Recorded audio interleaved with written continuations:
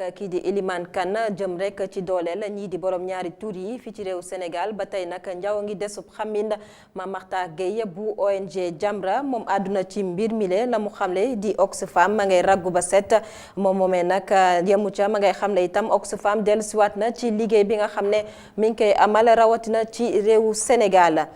ci bile jotaayu xibaar daañu àddu itam ci njàng ak njàngale ak résultat bac yi génn ca lycée Lamine Gueye xel mën na faa dal la fa jot a génn wuuteeg résultat yu yees ya ñuy nemmeeku ci centre yu bëri ci réew mi centre Lamine Gueye jury A ci téeméeri ndongo yoo jël juróom-benn fukk ya jot nañoo am seen l'examen ci jury B ba téeméeri ndongo yoo jël juróom-benn fukk ak juróom-ñaar jot nañoo jàll ci bile jongante. tàggat yaram Coupe d'Afrique des Nations atum 2019 tableau équipe yi nar a amal quart de finale yi matal nañ ko gannaaw ba Côte d'Ivoire ak Algérie qualifié démb jongante quart de finale yi ñu koy tàmbali ëllëg ci àllarba gi diggante réewu Sénégal ak Bénin lay doon bu ñeenti waxtu jotee ci ngoona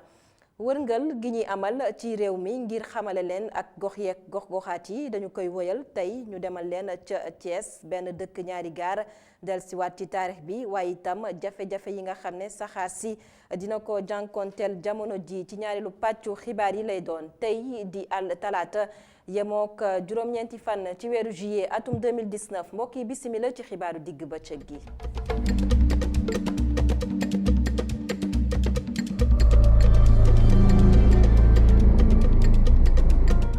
gannaaw ba ñu leen nuyoo xibaar yi dañu koy dooree ca école IMCA féete ca Yaraax nekk ca wet mairie ba maanaam bokk moomeel ga bi la école nag ab daal moo fa daal di daanu ci liggéeykat ya jamono ji ñuy àddu ngeen di teewlu kon ñi nga xam ne ñoo di liggéeykat ya di ouvrier yi ñoom ñu ngi ci biir fi nga xam ne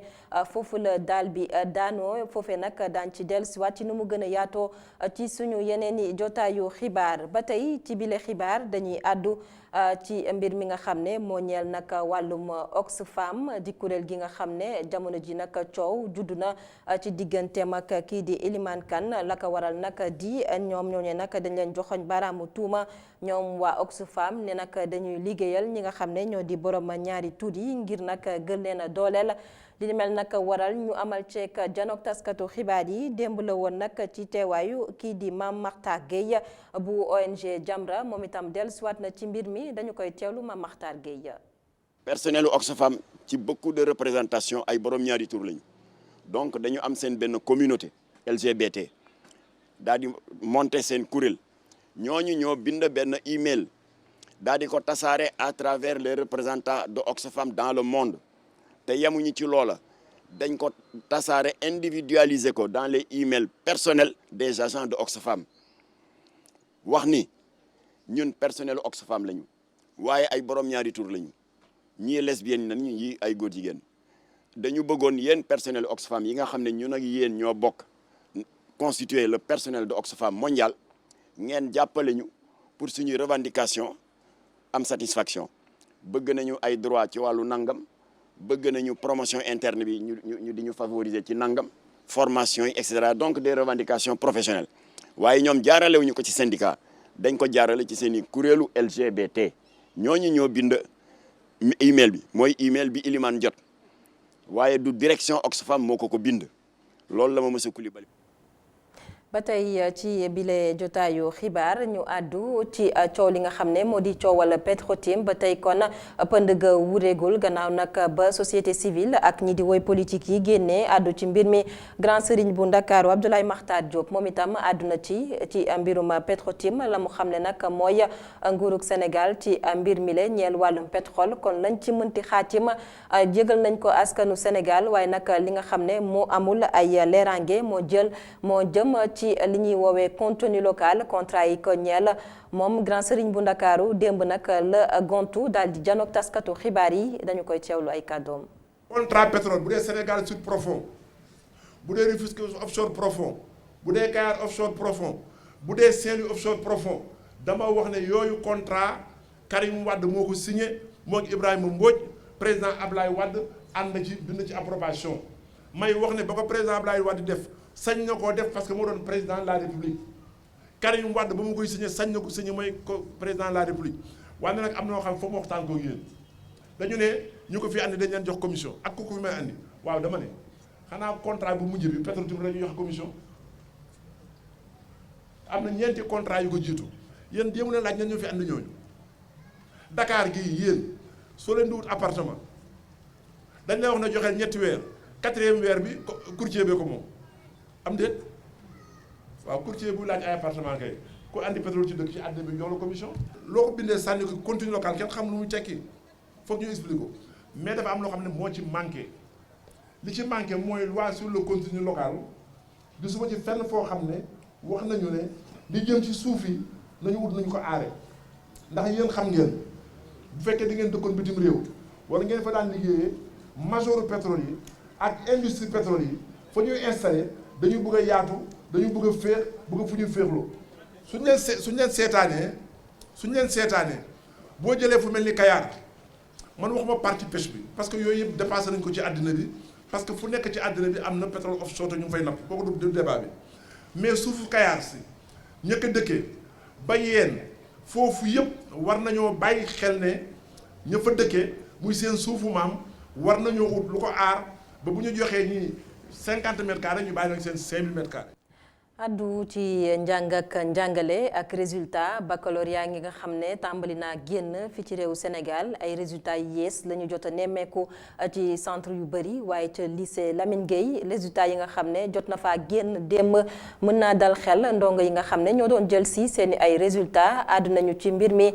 ci micro kii di Isidore Oumumbi Kabou. xaar gi métti woon na lool ci ñi nga xamante ne ñoo ñëwoon xool ci seen résultat bu baccalauréat fii ci lycée Lamine Gueye ñoom sax ci naaj bu tàng bi lañ togg gannaaw ñuy woote li nga xamante ne mooy les résultats. sànq ba tey convoqué nañ ñu mais ñu ngi fii depuis midi mais pour l'instant ñëwaguñ ñu wax résultats yi et tout donc ñu ngi xaar waaye en plus dafa tàng. gannaaw ñeent fukk ak juróomi simili bu mu rombee président jury bi daal di woote mu mel ni rek waxtu dëgg jot na. numéro 27 80 04 Seynabou Diokhane assez bien. ci ñi nga xamante ne ñoom ñu am sens ñu lim leen te ñu admis seen baccalauréat mbégte ak bànneex la ñuy gis ci seeni kanam. je suis trop contente vraiment je suis contente franchement je suis contente. waaw ñoom même bac ak mention yàlla def lu gën si ñun waaw xanaa di ñaanal ñeneen ñi rek yàlla jàppal leen bu baax a baax ñu nekk deuxième tour yàlla jàppal leen tamit. su dee candidat yi mbégte ak bànneex la ñu àndal rawatina seen waajur yi nga xamante ne ñoo leen gunge si. kontaan naa trop vraiment kontaan naa moom tamit mu bëgg a jàng daal wax dëgg yàlla même bu amul woon sax vraiment kon may kontaan ci moom parce que dafa bëgg a jàng. l'émotion parce que je ne sais pas. mbégte kese daal laa fi am jàpp naa ne daal daf ko mérito bu baax a baax liggéey na bu baax a baax sargal nañ daal ñun daal sargal nañ bu baax. honneur pour toute la famille. mu nekkoon année scolaire bu métti lool bile candidat mu ngi dellusiwaat ci anam gu mu liggéeyee ba mun a am rek li nga xamante ne mooy baccalauréat am. da ngay toog ay jours di jàng rek pour sa famille ñu ñëpp kontaan parce que ñëpp ñu ngi sa ginnaaw nekkoon lu yomb métti woon na trop. parce que chaque fois ngay jógee octobre ba juin di jàng tamit di yeewu suba teel dafa metti. ñenn ñi nga xamante ne lajj nañ boobule baccalauréat dinañ xaar rek ba déwén ngir mun a tantiwaat seeni sens waaye ñoom naqar ak tiis lañ àndal te métti woon na lool nga jege leen bay waxtaan ak ñoom. 60% la jury A am 67% jury B fii ci lycée Lamine Gueye dafa mel ni résultats yi tane nañ bu baax a baax suñu sukkandikoo ci résultats yi nga xamante ne ñu ngi wodd depuis samedi passé. Isidore Oumumbi Kabou résultat bac yi le nag doon l'examen bi nga xam ne moo mën a may ndongo yi ngir rek ñu dem ca université di daara yu kawe yi yile résultat nag ca lycée Lamine Gueye kon xel mën naa dal wuuteeg résultat yi nga xam ne nemmeeku nañ ko ci ayu bés yi ñu nekk ci centre yi nga xam ne moom la ñuy gis fii ci réew Sénégal kon ca lycée Lamine Gueye ca jury A ba ci téeméeri ndongo yoo jël juróom-benni fukk jot nañoo jàll ci bile jongante ci jury B ba téeméer boo jël juróom benn fukk ak juróom-ñaari ndongo ñoo am bile l'examen seeni ay président jury ñoo xam ne li ni mel la. te see juróom-ñeent fukk yi jàll am na ñett yu ci am mention bien ak ñaar fukk ak ñaar yu ci am mention assez bien donc ci loolu ak résultat yi ñuy dégg temps yi yaakaaruma ne vraiment am na résultat yu gën yi te pourcentage bi am nañ 60% c'est-à-dire bu dee téeméer juróom-benn fukki yëpp jàll nañ. yooyu yëpp boo ko boolee aussi ak centre yeneen yi ak bii xëy na mun na am différence ndax yeneen centre yi mun na am yu bëri ci benn école lay jógee alors que jury bi ay sélection candidat la. Donc 31,96% lañ am admis au premier tour pour les L2 ak 34,83% admissible. Donc suñu regroupé ñaar yëpp daf ñuy jox 66,69%. Donc mën nañu wax ni résultat yu baax la par rapport ak résultats yi ñu jot a dégg depuis samedi et que résultats yu baax la aussi par rapport ak daaw ndax ren gis nañ ni grève yi bëriwul. léegi loolu lu baax la ci élèves yi. gannaaw bac atum 2019 ñu àddu ci waa UNFPA bokk ci mbootaayu xeet yi di ONU ñoom ñooñee nag daal dañoo amal démb ab ndaje fële ca Fass Colobane Gueule Tapée bi leen ndaje nag li ko mbébét mooy xool nees def ba daal di méngale jur gi nga xam ne ñu ngi koy amal fii ci réew Sénégal ak it tolluwaayu doole askan wi Omar Kane la ñu ko amal ci teewaayam. commune Gueule Tapée Fass Colobane loolu mooy objectifu projet bu UNFPA yi lan la projet bi wundu. L'espacement de naissance fait partie. projet bi ñeenti composante la am moo ngi aju ci wérgu yaram ci reproduction bi naka la ñu war a def ba xale yi ak jigéen yi am wérgu yaram bu baax yéexa jur gi bokk na ci lu ñu gën a faraatal waaye du loolu kese. de qualité pour l'utilisation des bénéficiaires. mu doon dalal phase pilote projet boobu maire bu commune Gueule Tapée Fass Colobane bég ci lool. jur lu bari développement bi topp ko coono lay andi donc war nañu fexe ba méngale jur bi ak développement bi. Gueule Tapée Fass Colobane Sénégal gu ndaw la looy wër ci Sénégal rek boo ñëwee fii daa ko fi fekk. donc lu ñu bëgg def ci Sénégal yëpp bon nag Gueule Tapée Fass Colobane mun na doon échantillon bu baax. rencontre boobu nag ñu amal ko ci wàccaayu journée mondiale de la population bu ñuy amal fukk ak benn fan ci weeru juillet UNFPA yi doon fêté seen juróom fukki at. Omar Kane foofee la ñuy jaaree dem xool la xew ca biti réew ànd ceeg Cheikh Sall. réewum Algérie nekk ci xiini miina di ak bopp bu ubbu ci wàllum politique. ndax boobee ba léegi ñu fa jëlee woon ki nga xam ne moo di président ba teg fa Abdelkader Benchechha mu nekk président par intérim boobee ba léegi nag mënaguñoo amal ay élections yoo xam ne moo tax ñu mën ko faa jëlee teg ci président boo xam ne dañ koo fal. boobu lay président par intérim tey ji ci talaata ji la ab mandaam waroon na jeex waaye boo moyut dinañ ko yokkaat bu baax a baax. gi la xini mi nag ndax dina yem ci wàllum politique kese njortuñu ko ndax conseil constitutionnel ba ñoom it seen taxawaay kenn xamut nu mu demee. boobu ba léegi nit ñaa ngi laaj ndax ñoom seen fonction warul woon a jeex waaye ñoom it doo moytu dinañ ko yokk. diwaanu France tribunal correctionnel bu Paris teggi na tuuma ci kaw Bernard Tapie mi nga xam ne moo fi nekkoon ministre ak président directeur général bu Orange di Stéphanie Richard ak yeneen ñeent ñoo xam ne tuddoon nañ leen ci wàllum farfarloo maanaam arbitrage controversé yoo xam ne jàppoon nañ ci lu toll ci ñeenti téeméer ak ñetti millions euros yoo xamante ni bi moom la ñu jébbaloon homme d'affaires bi ci atum 2008. googulee koppar nag duggoon ci werante gi nga xam ne moo amoon ci wàllum crédit foofu sa Lyon. tribunal bi dafa jàpp ne mbooleem dossier yi nga xam ne teg nañ ko ci kaw taabal ji amul leen loo xam ne firndeel na tuuma yooyu nga xam ne teg nañ ko ci doomi France bi nga xam ne moo di Bernard Tapie looloo waral ñu bàyyi ko mu dellu ci këram. nama leen ko junjee woon ci bopp xibaar yi fanweer ak ñaareelu édition bu Coupe d'Afrique des Nations atum 2019 ca Égypte tableau quart de finale yi matal nañu ko réewu Côte d'Ivoire moom mi am ndam ci kanamu Mali daal dinay qualifié Tunisie itam mi daan Ghana qualifié na démb ñu fàttali ne kon ñaari équipe yooyu fekk si nañu réewu Sénégal Algérie ak it Afrique du Sud Bénin Nigéria ak Madagascar. ba tey ci bile jongante ñeel Coupe d'Afrique atum 2019 programme mu ëllëg ñeel quart de finale yi kon bu ñeenti waxtu jotee ci ngoon ëllëg di àllarba yemook fukki fan ci weeru juillet atum 2019 réewu Sénégal dina janook waa Bénin Nigéria Afrique du Sud bu juróom-benni waxtu jotee ci ngoon lay doon ci alxames gi itam yemook fukki fan ak benn ci weeru juillet atum 2019 bu ñeenti waxtu jotee Côte d'Ivoire dina janook Algérie bu 19h jotee di juróom-ñaari waxtu ci ngoon Madagascar fas yéene janook waa Tunisie ñeel quart de finale ci jongante bi di Coupe d'Afrique des Nations atum 2019 ñu koy amalee ca réew Égypte dañuy yegsi ci ñaareelu pàccu xibaar yi di ponk bu mujj ci bile jotaay dinañu leen koy amalee bés bu yàlla sàkk dem xamale leen benn bërëb ak wala bokk benn kàngam fii ci réew Sénégal tey ñu demal leen ca Thiès benn dëkk ñaari gaar taarixu réew ba taarixu dëkk ba la waaye itam ci lu jëm ci li nga xam ne moo di saxaar si ak jafe-jafe yi nga xam ne mi ngi koy jànkoonteel jamono ji ñuy àddu ngeen di teewlu Yane Demba Tine moo amal bile tukkib nemmeeku. gox bu ne ak la fa daan xew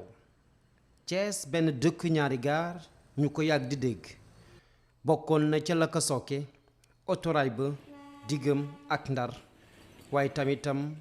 diggante fi nga xamante ne moom mooy Thiès jëm kaay loolee amoon sax ci 1923